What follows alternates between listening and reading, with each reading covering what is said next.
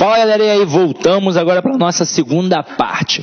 Gente, devem ter percebido que a minha voz hoje está extremamente debilitada, estou tossindo, estou espirrando, peço perdão. Afinal de contas, não dá para controlar, né? Todo dói mesmo, mas esse assunto aqui é um assunto importante, é um assunto de base. Eu quero que vocês entendam isso, é um assunto de base para a nossa matéria concordância verbal. Então hoje a gente vai estruturar, nós vamos massificar o conteúdo teórico, vamos fazer alguns exercícios de fixação e quando entrarmos na parte da concordância verbal, nós vamos trabalhar as questões propriamente do CESP. E aí vamos fazer várias questões. E aí vocês vão reparar, caramba, realmente para eu resolver aquela questão ali de concordância verbal, eu precisava saber realmente tipos de sujeito. Então hoje a gente vai massificando o nosso conteúdo, para quando chegar na parte da concordância verbal propriamente dita, a gente trabalhar em cima das questões que são ditas do CESP. Tranquilo? Então vem aqui comigo.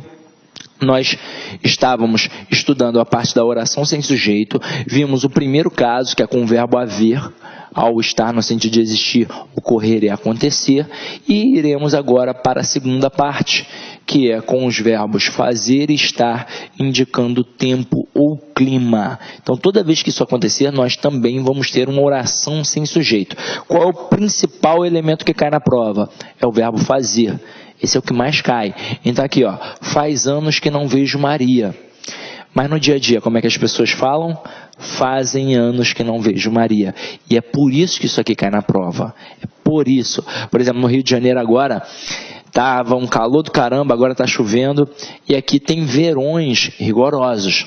As pessoas normalmente dizem assim, fazem verões rigorosos no Rio de Janeiro. No Rio de Janeiro, fazem verões rigorosos. Fazem verões rigorosos no Rio de Janeiro. É assim que o cara fala. Mas, gente, se o verbo fazer está indicando o tempo ou clima, ele vai ficar no singular. Porque ele vai ser um verbo impessoal, não tem uma pessoa para concordar, vai caracterizar uma oração sem sujeito. Então, o correto é faz verões rigorosos no Rio de Janeiro, assim como faz anos que não vejo Maria. Tranquilo? Olha o próximo aspecto aqui. Nós também teremos uma oração sem sujeito com os verbos que expressam fenômenos da natureza. Só que aqui a gente vai fazer uma reflexão no sentido real. Como assim? No sentido real, qualquer verbo que exprima um fenômeno da natureza vai caracterizar uma oração sem sujeito. E é qualquer verbo mesmo. Choveu, relampejou, ventou, nevou e por aí vai. Mas isso no sentido real. Se estiver no sentido figurado, eu terei um sujeito. Por exemplo, se eu disser, trovejou muito esta manhã, é um verbo que expressa o fenômeno da natureza, e foi no sentido real, então oração sem sujeito. Mas se eu disser assim, minha sogra trovejou de raiva, é sentido real? Não, né? É sentido figurado. Então, se é sentido figurado, eu tenho um sujeito. O sujeito vai ser minha sogra, o núcleo sogra, sujeito simples. Até aí, tudo bem? Agora, é óbvio que o avaliador do CESP não vai fazer uma frase assim para você. Qual vai ser o verbo que ele vai usar para tentar te derrubar? Por incrível que pareça, vai ser o verbo chover. Então, aqui já tem choveu muito ontem, vou botar mais duas frases. Choveram exercícios na aula e choveu granizo no sul. Eu pergunto a você que está em casa, choveu muito ontem, sentido real ou figurado? Sentido real, não é? Então, se o sentido é real, oração sem sujeito. Agora, já vou fazer uma reflexão aqui. Com o verbo haver e fazer, toda vez que eles caracterizam a oração sem sujeito, o elemento relacionado a eles funciona como objeto direto. Sempre, com o haver e com o fazer. O elemento relacionado a eles funciona como objeto direto. Coisa que já não acontece aqui. Porque se você reparar na estrutura, choveu muito ontem, muito é circunstância de intensidade, e ontem é circunstância de tempo. Então eu tenho aqui um verbo intransitivo, um adjunto adverbial de intensidade e um adjunto adverbial de tempo. Agora, olha a próxima frase. choveram exercícios na aula. Sentido real ou figurado? Sentido figurado. Então tem sujeito, não tem? Quem vai ser o sujeito? Exercícios. Pode ver que está concordando com o verbo. Agora olha a próxima frase. Choveu granizo no sul. Sentido real ou figurado? Em casa, muitos responderam real, mas o sentido é figurado. Como assim, gente? Tá maluco? Sentido figurado? É sentido figurado. Se liga só. Choveu. Aí você pensa, é algo que é da natureza. E granizo, você pensa que é algo da natureza, você vai pensar que é real. Mas acompanha comigo a linha de raciocínio. Quando eu digo que está chovendo, o que na verdade está caindo do céu? Chuva, não é? E chuva é o quê? Água. Então, o que cai do céu é água. E granizo é água? Não, granizo é uma pedra de gelo.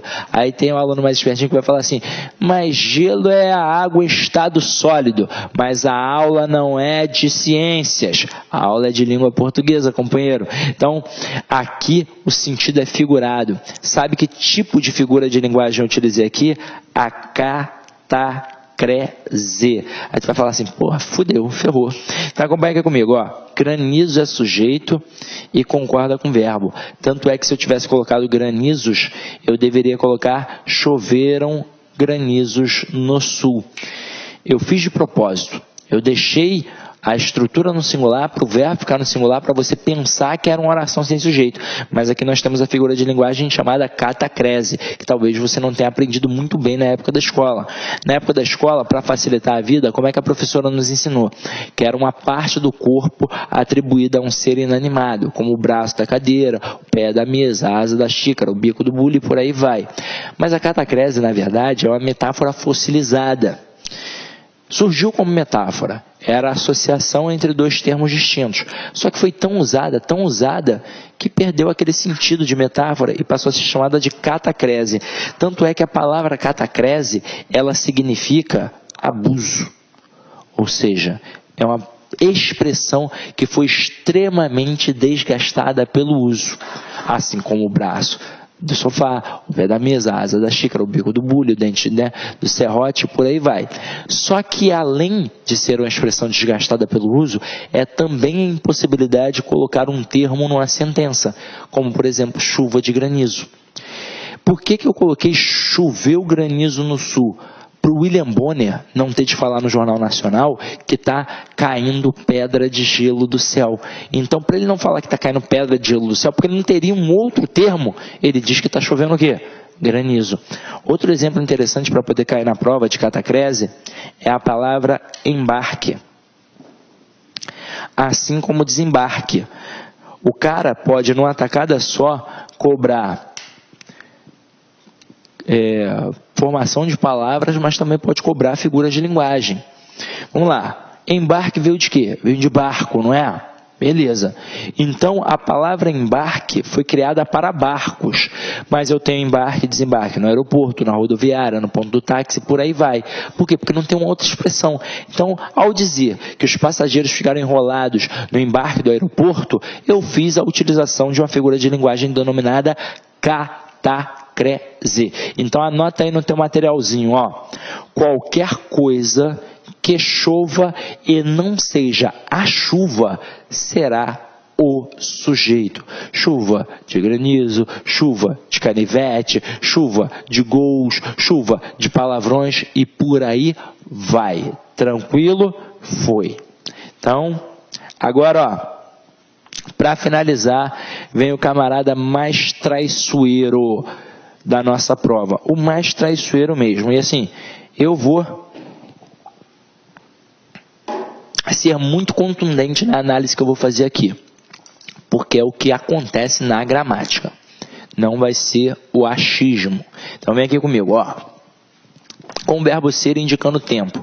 Toda vez que isso acontecer, obviamente nós teremos uma oração sem sujeito. E o aluno percebe isso com muita facilidade, porque eu pergunto, são que horas? Ele, são 2 horas. Ninguém vai parar para imaginar que tem alguém praticando a ação de ser 2 horas. Então, obviamente, o aluno entende com facilidade que a oração é sem sujeito.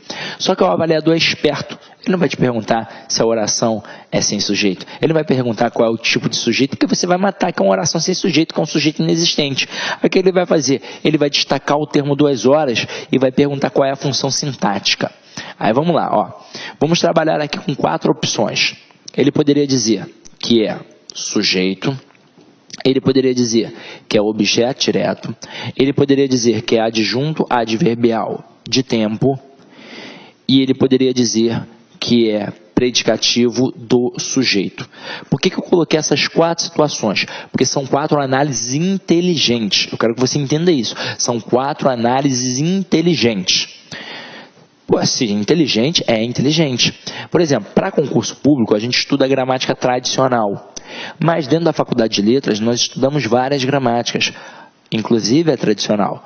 Mas nós estudamos a gerativa, a funcional, a semântica, a construtivista. É assim. Eles partem do pressuposto que a gente já sabe a gramática tradicional. E um camarada que ainda é vivo, autor da gramática semântica, chamado Valmir Macedo, inclusive é amigo do Bechara, para ele, isso daqui com certeza é um sujeito. Por quê?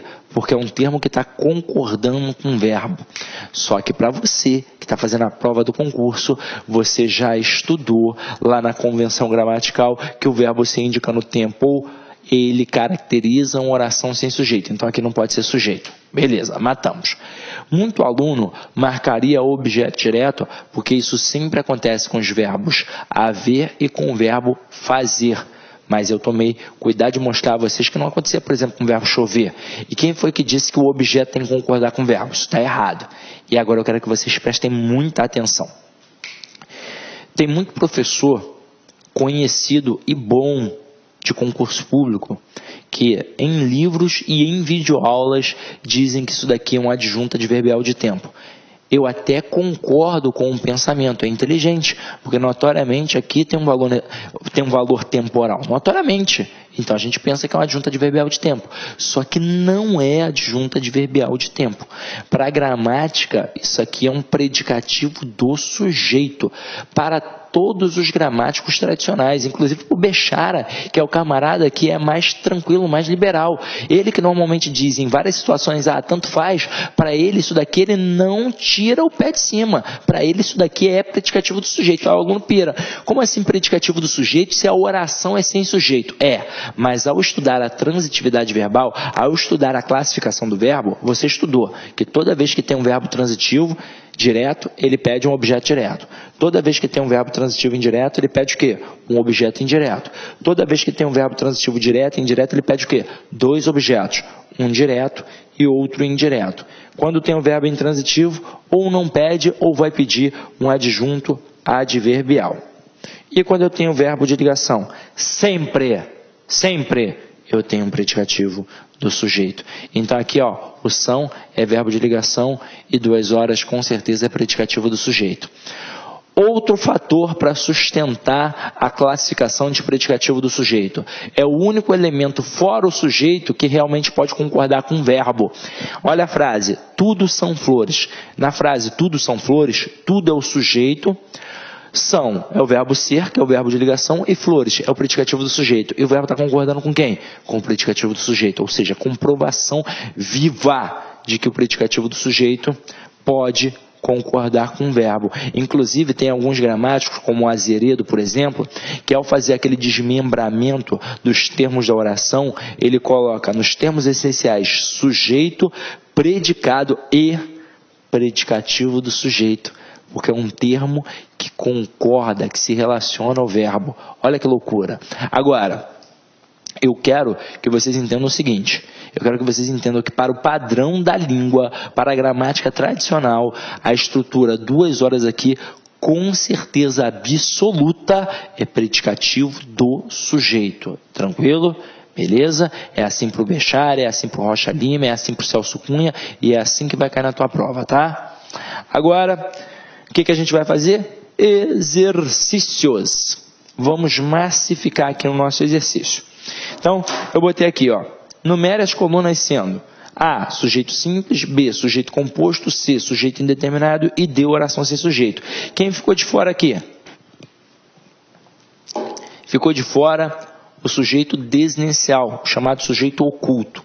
Então, quando for um sujeito oculto ou desinencial, a gente vai classificar provavelmente como simples. Eu vou levar aqui em consideração apenas a NGB, tá? Então vamos lá, ó. Olha a primeira frase. Sob pressão da opinião pública, a Câmara aprovou ontem, em ritmo acelerado, o fim dos salários extras. Caraca, Sidney, essa frase está muito grande, eu não sei que sujeito eu tenho aí não. Galera, a frase está grande, mas eu tenho apenas um verbo. Então, para descobrir quem é o sujeito, basta ir de cara no verbo e perguntar a ele quem ou que. Quem aprovou? A Câmara. O núcleo Câmara, apenas um núcleo, portanto, sujeito simples. Então, aqui eu vou botar letra A, tranquilo? Olha a próxima. Recebiam 25 mil reais. Verbo na terceira pessoa do plural. Que alguém recebia, eu sei. Mas quem é que recebia? Eu não sei. Provavelmente algum deputado. Então, sujeito indeterminado, letra C. Olha a frase 3. Está sujeito a incertezas após as eleições. Verbo mais pronome ser. Que verbo eu tenho aqui? Verbo de ligação. Verbo de ligação mais pronome ser, eu tenho um PIS, partícula de indeterminação do sujeito. Portanto, sujeito é indeterminado, letra C. A Dilma é a primeira presidente do Brasil. Ou presidenta, tanto faz, está no VOLP. Está registrado lá no VOLP, né? Pronúncia C, melhor, né? No VOLP. Tá lá, carioca fala muito aberto, né? Então, a gente fala fecha ao invés de fecha, a gente fala VOLP ao invés de VOLP, né? Então, tá lá no VOLP, registrado tanto presidenta quanto presidente, tá? Não é a Dilma que inventou essa coisa não, tá? Já tá lá registrado, pelo menos nisso ela tem coerência, tá? Agora, a Dilma é a primeira presidente do Brasil. Eu tenho um verbo e eu tenho aqui a Dilma como sujeito. Dilma é um núcleo, sujeito simples, então letra A, muito fácil.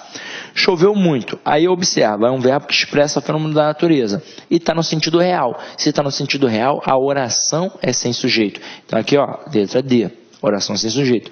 Mas olha a frase 6, choveu muito dinheiro. Sentido real figurado? Figurado. Lembra que eu disse? Qualquer coisa que chova e não seja a chuva, será o sujeito.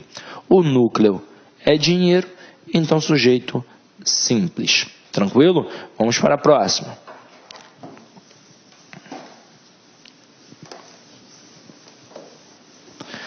Havia muita gente na rua. Verbo haver no sentido de existir, ocorrer e acontecer, caracteriza uma oração sem sujeito, então aqui a letra é D. Agora olha a frase 8, existia muita responsabilidade. O verbo existir, ele não é impessoal. O existir, o ocorrer e o acontecer são verbos pessoais.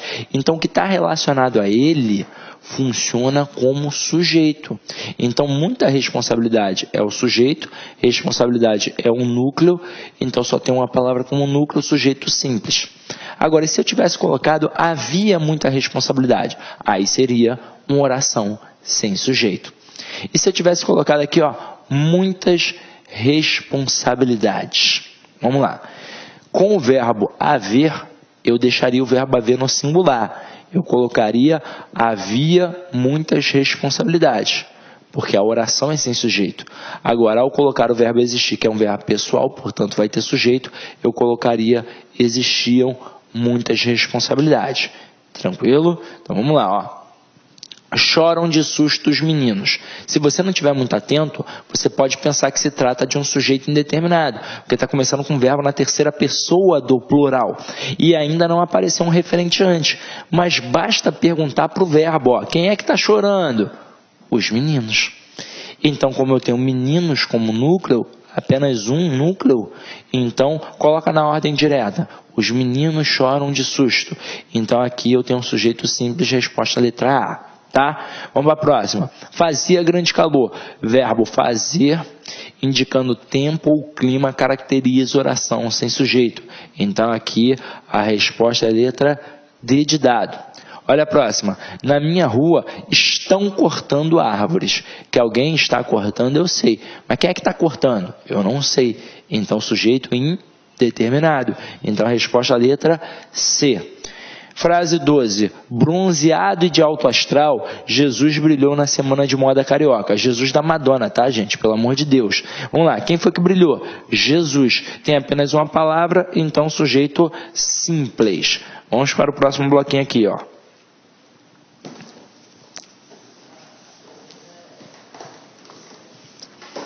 Miguel Falabella e Marília Pera se encontram em Ipanema. Então aqui notoriamente, quem foi que se encontrou em Ipanema? Miguel e Marília. Então eu tenho dois núcleos, sujeito composto, letra B. Na frase 14, divertiram-se muito no último dia 28 na Grande Rio, Gilberto Gil e Suzana Vieira. Quem foi que se divertiu? Não foi o Gilberto e a Suzana? Então eu tenho aqui, ó, dois núcleos, então sujeito composto. Tranquilo? Beleza? Agora, olha a frase 15. Corre, Joana. Provavelmente você botou letra A, sujeito simples. Perdão, mas vamos continuar nessa brincadeira. Se eu botar assim, ó, Pedro e Bino, vírgula, dancem com elas. E perguntar qual é o tipo de sujeito. Você vai falar o quê? Vai falar sujeito composto? Vai errar. Vai errar. Sujeito simples também. Vamos entender isso daqui. Na primeira, vou botar até 16, ó. Na frase 15, Joana, qual é a função sintática? É sujeito? Não, não pode ser sujeito, porque eu não posso separar o sujeito do verbo através da vírgula.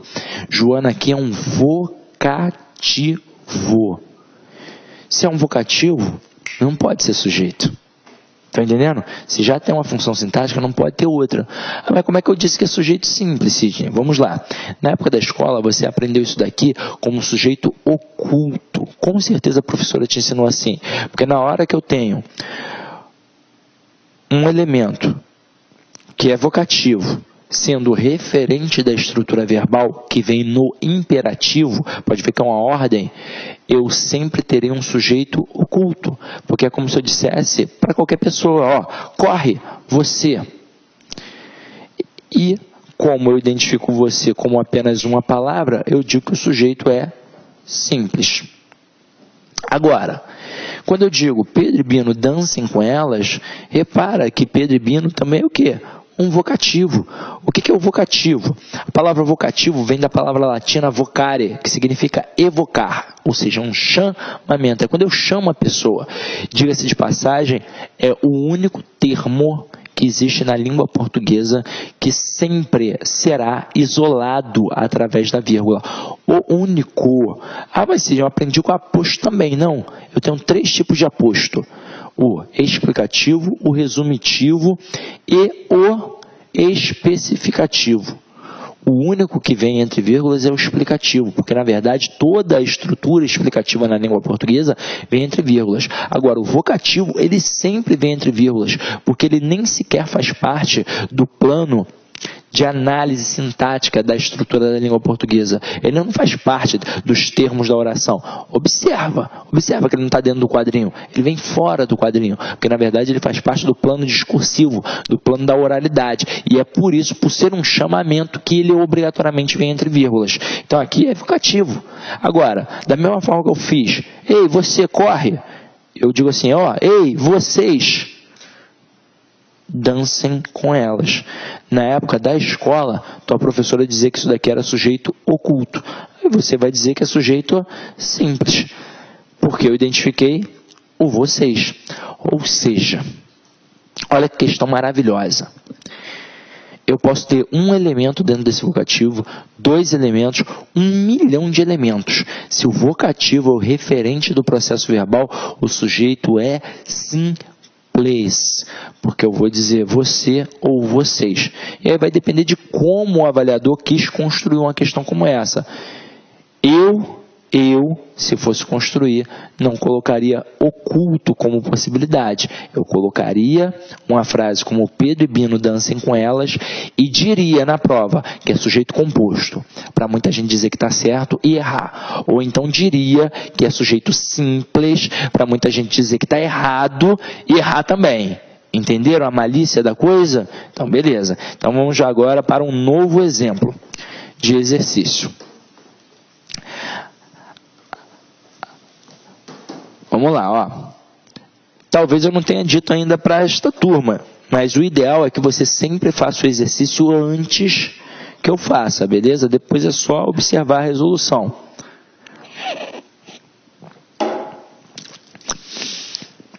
Vamos lá. Vou frisar mais uma vez. Questões propriamente da banca na aula de concordância verbal. Aqui a gente está massificando o conteúdo. Então vamos lá. Ó. Marque com um X as orações sem sujeito dentre as seguintes frases. Eu vou marcar com um X a oração sem sujeito, mas você sabiamente, espertamente, mesmo quando não for oração sem sujeito, vai ter uma classificação e você vai anotar. Tranquilo? Então, olha a primeira frase. Choveram palavrões sobre o juiz quando o gol foi anulado. Então, ó, verbo chover expressa fenômeno da natureza. Sentido real, figurado? Figurado. Então, qualquer coisa que chova e não seja a chuva, será o sujeito. Choveu o quê? Palavrões. Então, sujeito simples. Vai botar aí, ó, sujeito simples. Letra B. Vive-se bem com Deus. E verbo mais pronome ser, eu já tô ligado que ali eu vou ter ou um sujeito determinado ou um sujeito indeterminado. Oração sem sujeito? Dificilmente. Vamos lá, ó, vamos ver. Verbo mais o pronome ser. Quem vive, vive. Então, se quem vive, vive, é verbo intransitivo. Verbo intransitivo mais o pronome ser, eu tenho partícula de indeterminação do sujeito, portanto, o sujeito é indeterminado. Bem, é adjunta adverbial de modo, e com Deus, adjunta adverbial de companhia. Olha a próxima frase. Bocas iradas trovejaram impropérios naquela reunião. Caramba! Verbo trovejar expressa fenômeno da natureza, mas foi no sentido figurado. Então, sujeito simples. Olha a próxima. É meio-dia e meia. Opa! Verbo ser indicando tempo. Então, aqui eu tenho uma oração sem sujeito. Mas vamos fazer uma reflexão aqui. Posso botar é meio-dia e meio? Não, não posso, porque este meia corresponde a meia hora. Sidney, mas e se for meio minuto? Então o camarada tem de expressar que é meio minuto, porque se for nessa expressão cristalizada, que a gente subentende que está falando de meia hora, eu não posso pensar, mas ele quis dizer meio minuto. Não, não posso pensar isso. Se eu botei meio-dia e meia, significa que é meia hora. Eu não posso escrever meio-dia e meio e depois vir com um papo. Ah, mas eu quis dizer que era meio-dia e meio minuto. Então, eu não vou dizer aqui porque é uma turma, né, uma sala de aula, mas você sabe muito bem que eu sentiria vontade de dizer. Agora, não posso botar meio. Agora, diz pra mim, aqui eu posso botar são? Posso botar são meio-dia e meia? Também não posso. E é aí que a banca vai tentar te derrubar. Porque no dia a dia a gente fala são meio-dia e são meia-noite. Mas está errado. Porque o que é o meio-dia? O que é a meia-noite? Vamos parar para pensar. Meio-dia é a metade de um dia.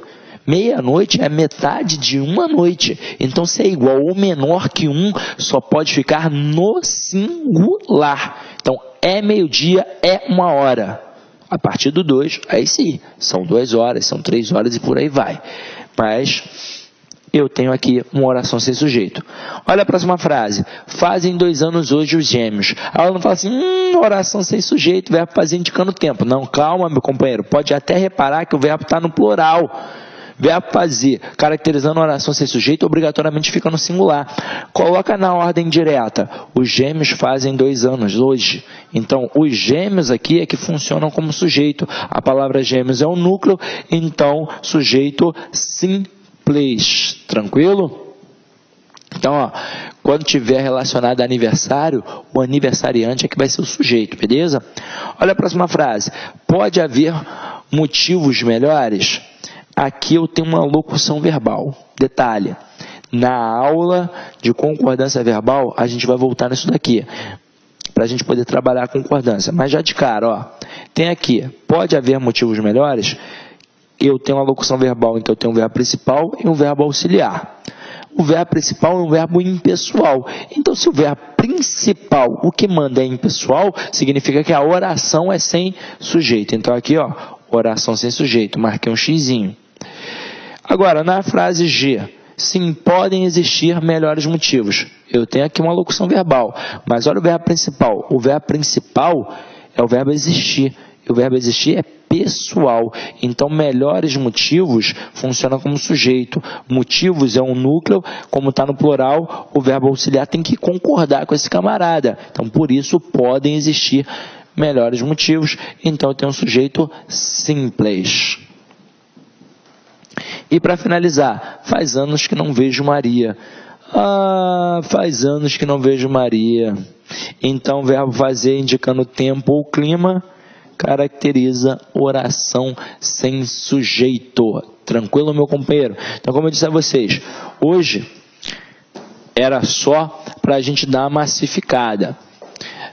Na próxima aula de concordância verbal, a gente já vai ver a concordância verbal propriamente dita, ou seja, com os casos especiais, e vai trabalhar em cima das questões que o SESP aborda. E vamos fazer várias questões, beleza? Agora, como é de hábito, para finalizar a nossa aula, um exemplo aí do Michael Jordan. Você erra todo arremesso que não tenta.